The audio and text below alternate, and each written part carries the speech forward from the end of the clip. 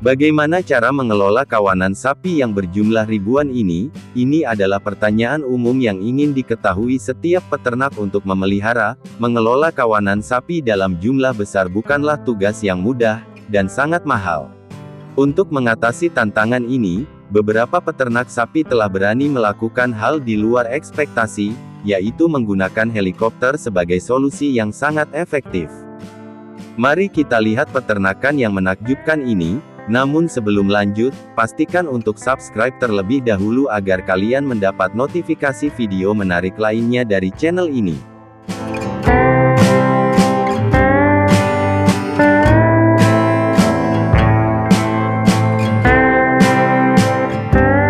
Mengelola ternak dari udara dengan menggunakan helikopter, untuk mengumpulkan ternak telah menjadi praktik umum, di peternakan skala besar di seluruh Australia, sebuah negara dengan total populasi ternak sebanyak 29,9 juta ekor. Pada pagi hari para peternak di Australia mengumpulkan ternak dengan helikopter, mengkoordinasikan sekitar 1.500 ternak, yang akan dipandu oleh helikopter ke titik pengumpulan yang ditentukan. Kawanan sapi di Australia Selatan memiliki jumlah peternak yang besar di sana, bekerja sepanjang tahun untuk mengumpulkan sekitar 81.000 ekor sapi di lahan seluas 1,3 juta hektar, rasanya seperti mengemudikan helikopter sambil mengarahkan kawanan ternak dalam jumlah besar. Selain itu, ini adalah kombinasi teknik dan insting. Di masa lalu, mungkin diperlukan 20 orang untuk mengumpulkan ternak di halaman yang luas, sebuah proses yang dapat memakan waktu hingga 3 hari, kini satu helikopter dapat menyelesaikan pekerjaan tersebut, hanya dalam waktu setengah hari. Penguasaan helikopter telah merevolusi industri daging sapi di Australia, memungkinkannya untuk mengimbangi permintaan global akan daging sapi yang sangat besar. Sebagian besar sapi tersebut dikelola secara bebas. Memelihara ternak dalam jumlah besar yang berkeliaran bebas, di ribuan hektar lahan bukanlah tugas yang mudah, karena memakan waktu dan butuh banyak tenaga. Metode penggembalaan tradisional seperti menunggang kuda telah kehilangan banyak efektivitasnya. Para peternak menghabiskan waktu berjam-jam untuk memindahkan ternak di antara area penggembalaan, untuk memantau setiap hewan dan memastikan tidak ada yang tersesat atau terluka. Untuk mengatasi tantangan ini, beternak Australia mulai menggunakan helikopter sebagai alat untuk mengelola ternak bebas. Seiring berjalannya waktu, mereka telah melihat banyak manfaat dari pendekatan ini. Menggunakan helikopter terbukti efektif untuk memantau ternak di lahan yang sangat luas, dalam waktu singkat. Hal ini sangat berguna untuk memantau ternak, melintasi medan yang menantang, termasuk hutan, perbukitan, atau lahan basah. Dari sudut pandang udara, peternak Australia dapat pandangan komprehensif tentang kondisi kawanan yang dipantau, dan membimbing mereka menuju zona penggembalaan tertentu. Dengan helikopter yang dilengkapi dengan teknologi GPS, memungkinkan peternak untuk mengamati dan mengantisipasi potensi masalah. Hal ini juga membantu mereka menjaga, agar ternak tidak tersesat terlalu jauh atau mencegah hewan tertentu menyimpan dari kawanannya. Selain itu, pandangan udara membantu peternak mengidentifikasi ternak yang menunjukkan gejala tidak biasa. Deteksi dini dapat mencegah penyebaran penyakit dalam kawanan, dan memastikan perawatan hewan tepat waktu untuk hewan yang sakit di area dengan lahan penggembalaan yang luas. Peternak Australia juga menggunakan truk sebagai alat transportasi untuk pengangkutan sapi. Mereka memuat ternak ke dalam truk yang dirancang khusus, untuk memastikan keselamatan dan meminimalkan stres selama transit.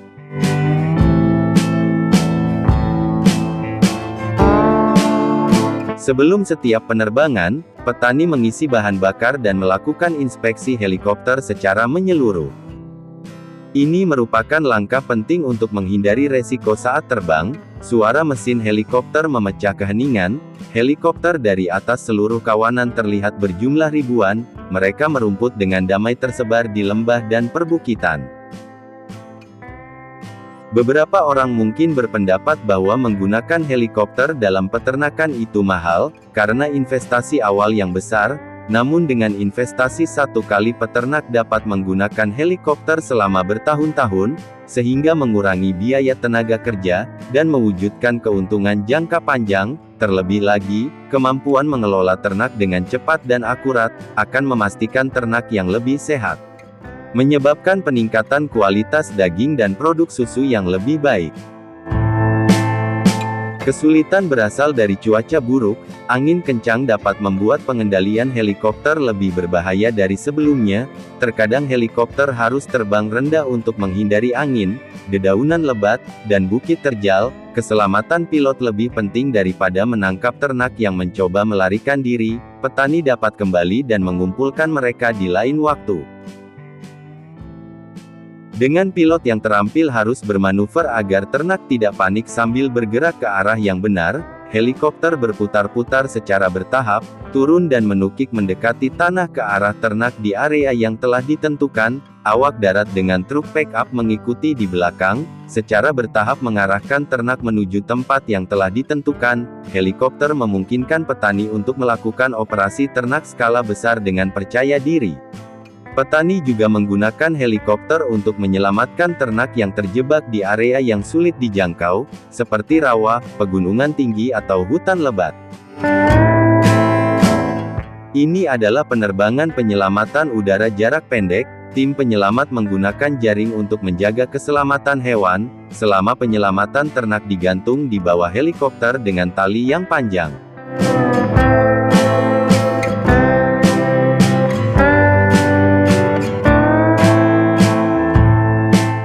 Peternak Australia juga menggunakan teknologi drone untuk mengelola kawanan ternak, terutama di wilayah yang luas.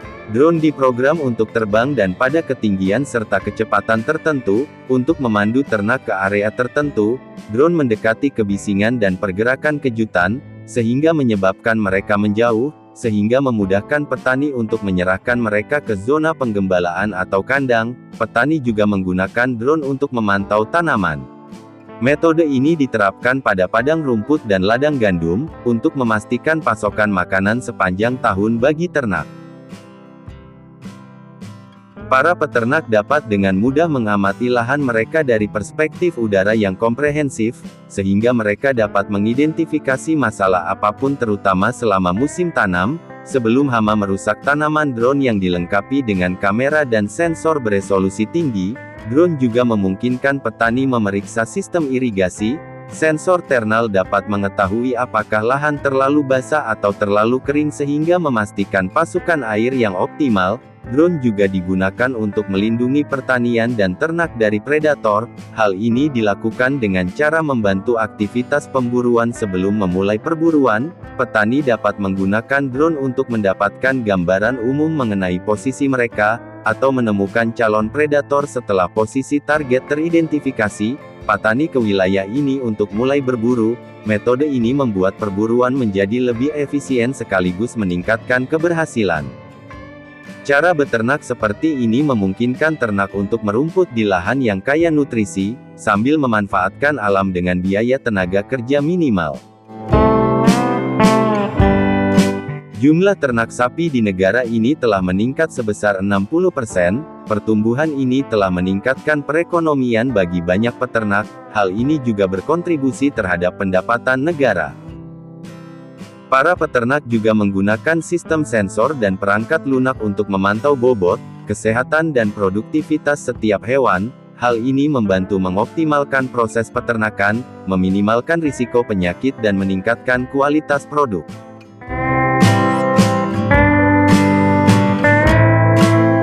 Ketika Presiden Donald Trump meluncurkan perang dagang, tujuannya sederhana, yaitu untuk mengurangi defisit perdagangan Amerika Serikat, dan menciptakan lapangan kerja di sektor manufaktur.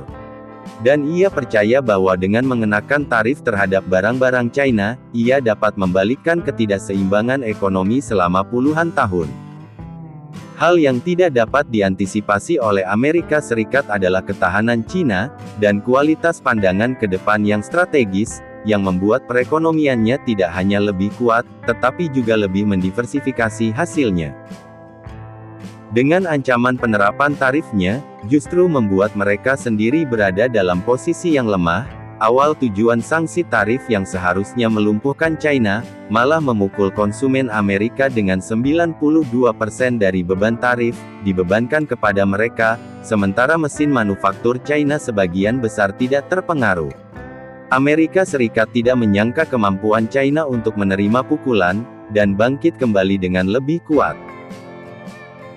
Fokus Amerika Serikat yang sempit pada kemenangan jangka pendek, yang menjadi fokus China dalam jangka panjang membangun industri internalnya, mendiversifikasi mitra dagangnya dan memperluas jangkauan diplomatiknya melalui inisiatif seperti inisiatif Belt and Road pada tahun 2023, perdagangan China dengan negara-negara maju melampaui perdagangannya dengan Amerika Serikat. Ini merupakan indikator yang jelas, bahwa permainan sebenarnya adalah perubahan pengaruh tidak terjadi dalam perang dagang dengan Amerika Serikat, namun dalam kemampuan China untuk memupuk aliansi ekonomi baru. Kebijakan isolasionis ekonomi dan diplomatik Amerika Serikat mempunyai konsekuensi jangka panjang. Sementara Washington terobsesi dengan tarif dan ketidakseimbangan perdagangan. China justru membangun koalisi yang lebih besar, 120 negara dari Afrika, Asia, hingga Amerika Latin, melalui investasi strategis di bidang infrastruktur, dan kesepakatan perdagangan. Ketika para pemimpin ekonomi dunia yaitu AS, mendapati dirinya terisolasi dengan sekutu-sekutu tradisionalnya yang beralih ke China untuk berdagang. Sebaliknya, kemitraan dan keselarasan politik China muncul tidak hanya sebagai sebuah negara pemain ekonomi yang dominan, tetapi juga sebagai suara global terkemuka dalam membentuk kembali struktur pemerintahan internasional, agar lebih mencerminkan realitas. Saat Eropa terjebak dalam ketegangan dengan Amerika Serikat, ketegangan semakin terpecah di antara dua raksasa, ketika Amerika Serikat memberlakukan tarif dan sanksi terhadap negara tersebut. Eropa yang tereliminasi terpaksa mencari kemitraan ekonomi alternatif, namun tidak seperti Amerika Serikat yang berfokus untuk mengganggu China. China menjangkau Eropa dengan menawarkan perjanjian perdagangan, yang menekankan saling menguntungkan, dan kolaborasi jangka panjang. Para pemimpin Eropa semakin menyadari bahwa bersekutu dengan Amerika Serikat mungkin tidak akan berhasil. Kepentingan terbaik mereka karena China menjadi mitra paling penting bagi perdagangan global, dan stabilitas geopolitik Uni Eropa yang pernah menjadi pendukung setia tatanan liberal yang dipimpin Amerika Serikat, kini berada dalam posisi genting yang terpaksa menghadapi realitas ekonomi baru, di mana pengaruh China begitu pesat. Memperluas fokus Amerika Serikat pada tarif juga mengabaikan dampak buruk terhadap rakyatnya sendiri, khususnya para petani. China adalah salah satu pembeli terbesar produk pertanian Amerika Serikat termasuk kedelai, namun ketika China beralih ke pemasok alternatif seperti Brazil, Argentina, dan Rusia, Amerika Serikat juga mengabaikan dampak buruk terhadap rakyat Amerika Serikat, khususnya para petani. Sektor ini mengalami pukulan besar, persentase kedelai Amerika Serikat yang diekspor ke China turun dari 40% pada tahun 2016 menjadi hanya 18% pada tahun 2024. Hal ini bukan hanya kemunduran kecil, namun juga mewakili miliaran dolar dalam kerugian, dan pukulan besar bagi rakyat Amerika khususnya petani, sementara pemerintah Amerika Serikat menawarkan subsidi. Subsidi tersebut sayangnya tidak cukup untuk mengimbangi kerugian jangka panjang. Para petani khususnya di wilayah Barat Tengah, menghadapi kebangkrutan karena mata pencaharian mereka dihancurkan oleh kebijakan yang dirancang untuk mengisolasi China, sementara China jauh dari sikap pasif dan bekerja secara agresif, untuk mengamankan masa depan pertaniannya melalui kesepakatan perdagangan baru, dengan Brazil dan Argentina. China secara signifikan meningkatkan impor kedelai dari negara-negara tersebut dari 46% pada tahun 2016 menjadi 70% pada tahun 2023, namun hal ini bukan hanya tentang mengamankan impor kedelai, hal ini juga merupakan bagian dari strategi yang lebih luas, untuk membangun rantai pasokan pertanian yang terdiversifikasi dan tangguh, yang akan melindungi China dari volatilitas perang perdagangan global. Investasi strategis China dalam infrastruktur fasilitas pelabuhan, dan jaringan logistik di Amerika Selatan, memastikan bahwa China tidak bergantung pada pemasok manapun. Pada tahun 2023, keamanan pertanian China bukan sekedar respons terhadap perang dagang, namun merupakan langkah yang diperhitungkan untuk mengurangi ketergantungan pada Amerika Serikat, dan memposisikan diri sebagai pemain sentral dalam pasar pangan global. Pada peralihan ini, pola perdagangan global sangat penting untuk memahami bagaimana China telah mengungguli negara-negara Barat, tidak hanya di bidang pertanian, tetapi juga di hampir semua sektor. Pada saat Amerika Serikat menyadari dampak aliansi strategis China, namun sudah terlambat. Walaupun penerapan tarif dan propaganda Amerika untuk China, yang bertujuan untuk melemahkan posisi China, namun kecerdasan diplomatik investasi dan kemitraan ekonomi strategis China, dalam jangka panjanglah yang memungkinkan China memperkuat posisinya sebagai kekuatan global yang dominan. Terlebih lagi inisiatif Belt and Road BRI China telah berubah secara mendasar lanskap perdagangan global dengan berinvestasi di bidang infrastruktur, dan mendorong perjanjian perdagangan dengan lebih dari 120 negara. China tidak hanya mengamankan jalur perdagangan yang penting, namun juga telah menciptakan tatanan ekonomi baru, di mana Amerika Serikat tidak lagi menjadi pemain utama. Sementara Amerika Serikat terlibat dalam perdagangan yang mahal dan tidak efektif, China diam-diam membangun jaringan globalnya sendiri, seperti BRI telah menciptakan peluang perdagangan senilai triliunan dolar dan pengaruhnya terus berkembang. Strategi isolasi ekonomi Amerika Serikat yang bersikeras menerapkan tarif dan sanksi terhadap China, justru hanya melemahkan posisi globalnya, sementara China fokus memperluas pengaruhnya dan mengintegrasikan dirinya ke dalam perekonomian global. Kini Amerika Serikat menjadi lebih bergantung pada China, terutama di sektor-sektor seperti pertanian dan tanah jarang atau mineral langka. China yang dulunya merupakan target tarif Amerika Serikat, kini menjadi kunci utama perekonomian tatanan global, sementara Amerika Serikat masih terperosok dalam stagnasi ekonomi dan isolasi politik. Pada saat ini, jelas bahwa perang dagang Amerika Serikat melawan China bukan hanya sekedar perang dagang. Kegagalan itu sebuah kesalahan strategis yang sangat merugikan Amerika Serikat. Kebangkitan China di tingkat global tidak dapat dihentikan, dan posisinya sebagai pemain sentral dalam perdagangan global dan geopolitik kini sudah mengakar kuat, karena Amerika Serikat terus berpegang teguh pada pendekatan tarif dan isolasionisme yang sudah ketinggalan zaman. Strategi diversifikasi komprehensif China, diplomasi dan investasi setelah memastikan bahwa hal ini akan memimpin perekonomian global selama beberapa dekade mendatang. Keinginan Barat untuk mempertahankan dominasi melalui perang dagang dan sanksi, telah gagal mengenali perubahan sifat kekuatan global. China tidak hanya bertahan dari perdagangan Amerika Serikat. China telah memanfaatkan konflik untuk mendorong dirinya mencapai puncak dengan memperluas pengaruh ekonominya, dan mengamankan sumber daya penting dan menciptakan jaringan perdagangan global yang baru. China telah memastikan posisinya sebagai kekuatan ekonomi dominan di dunia. Perang dagang pernah dilihat sebagai alat untuk melemahkan China, justru menjadi bumerang bagi AS sendiri dan kemenangan untuk China. Satu hal yang pasti, China telah muncul sebagai pemenang dan Barat kini harus memperhitungkan dunia baru, di mana China mengambil alih kendali ekonomi masa depan. Pertanyaannya bukan lagi apakah Amerika Serikat dapat pulih dari kesalahan langkah strategis ini, namun bagaimana Amerika Serikat akan beradaptasi dengan kondisi tersebut. Realitas ekonomi global baru di era isolasionisme yang didorong oleh tarif telah terbukti menemui jalan buntu. Jika Amerika Serikat berharap untuk mendapatkan kembali dominasinya, Amerika Serikat perlu mengevaluasi kembali pendekatannya terhadap China, beralih dari konfrontasi ke kerjasama. Pergeseran dalam dinamika kekuatan global menjadi jelas, bahwa China telah muncul sebagai pemenang dan pengaruhnya akan terus berkembang dalam beberapa dekade mendatang.